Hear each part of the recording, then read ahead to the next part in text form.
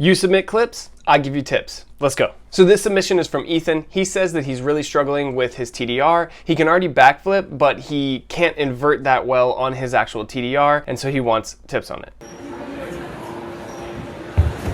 That was good. All right, so he's actually right. That is good. Your TDR looks great. You're arching really well, and you have like a really good like arm swing. So that's not the issue. The issue that I'm seeing is your back leg is not kicking properly. So what you're doing is you're turning, and then you're kind of leading with your upper body, which again, not necessarily a bad thing, but it causes you to twist more instead of invert more, which is exactly what you're doing. There's two different things you can do to fix this. Either you can step farther forward, like in line, kind of like how Ahmed does in his. I always like to use him as an example because he takes like a huge step forward and then kicks pretty much straight backwards, and it looks very dramatic. And most people shouldn't actually step like that far, but it's a really good example of like, if you strive for this, then at least you'll get close and you'll improve the TDR. So step farther forward, and that'll allow you to kick farther back just on the setup, and then do everything else the same, and you'll feel that inversion that you're looking for. The other thing you can do is to just think of this more like a hook kick. I actually go over this in my touchdown rise tutorial, and I kind of explain how to step forward more into it, but you could change nothing else but just think like hook kick, like super early on, like right when your right leg steps down, think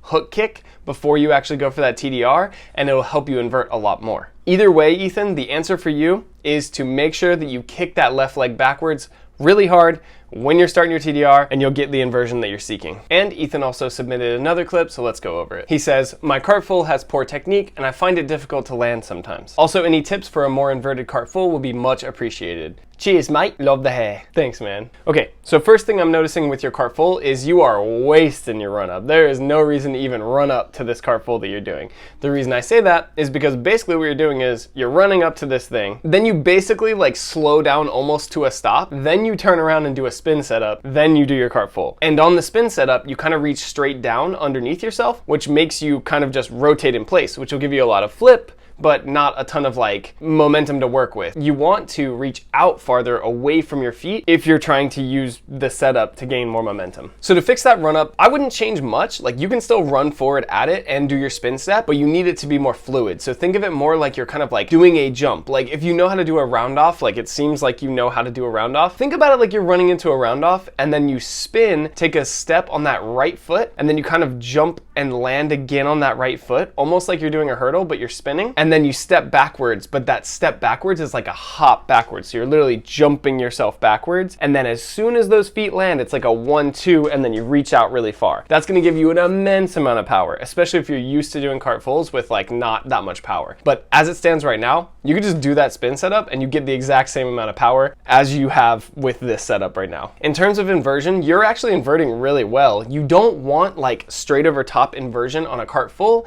unless your goal is to take your cart full and turn it into a perfect round off full. Because for trickers, the utility of cart full is that it's on like a 45 to, almost horizontal axis, because then you can do things like full rounds, full hyper hooks, full D legs. All that stuff is going to be a lot more aesthetic and a lot easier to do if you're on more of a sideways axis. So I would say don't change the inversion on this. You're pretty inverted already. What I think you mean, or what I think you're feeling, is that you're actually landing with your chest kind of low. When you're doing your cart full, right when you spot the ground, like right about here, that is when you want to pull your head up as hard as you can, like really like arch your back, and think about doing like a deadlift, like pull everything up at the same time from your waist up. This is going to keep you in the air, and it's going to allow your feet to come down quickly and aggressively as your head comes up, and you're going to land light as a feather if you do that. I love the walk off, and I love the energy, bro. So Ethan, I hope that helped you, bro. Honestly, your tricks look really good, so keep tricking. If you found this helpful, then like the video, and if you have a clip that you want me to review,